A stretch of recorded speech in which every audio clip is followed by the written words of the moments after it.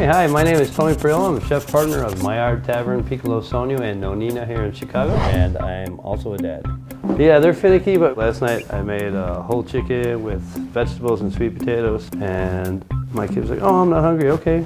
Then like 8 o'clock at night, right before bed, she's like, oh, I'm hungry. Here you go, same thing again. You want to eat that, if not, go to bed hungry.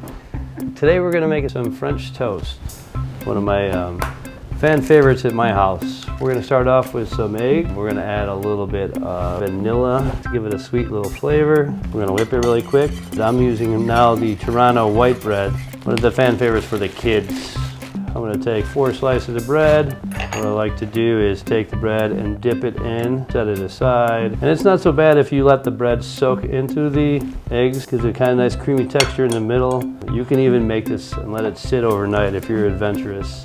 Now we'll go over to the stove and we'll cook the French toast. Okay, what I like to do is mix, when I'm making the French toast, a little oil, olive oil, and butter. Let that melt, come around, because you kind of want the butter and oil. The oil has a higher burning point. You want the flavor for the oil. I'm going to take the bread, drop it in. If you have any eggs left over, you can always put a little bit in the egg inside the bread. It'll absorb in so nothing is wasted. Little trick, and your kids get a little extra protein. That's beautiful right there. That nice crust. There's nothing better than eating chewy, soft bread. You know what I mean? You probably know that. It's like chewy on the outside and soft and squishy on the inside. That's when you know you have good French toast. It seems like that's the spot right there. Another addition I like to do for the French toast is to make a little bit of honey butter. I take some diced room temperature butter, some fresh local honey, and we're gonna whip it to get some air into it. Just let it whip away.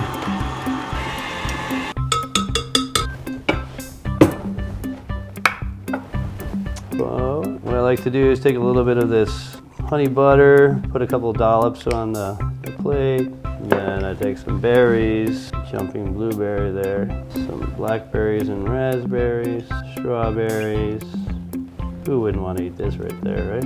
And then to top it off, I have just a dollop of powdered sugar and some maple syrup. Okay, bon appetito. I think it's actually really important that you cook and eat with your kids. You spend a lot of quality time together and they're learning recipes that they can share with their kids. Like sometimes when I'm stirring the eggs, my daughter will take my hand and stir it with my hand. Or if I'm using a knife chopping the vegetables, she'll put her hand on top of my hand as I'm chopping because she knows she's not old enough to chop yet.